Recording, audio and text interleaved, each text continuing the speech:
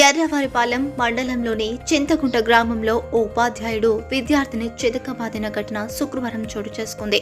గ్రామంలోని జడ్పీ హైస్కూల్లో 4వ తరగతి చదువుతున్న పి సాత్విక్ ఈరోజు స్కూల్కి నోట్బుక్ తీసుకెళ్లడం మర్చిపోయాడు.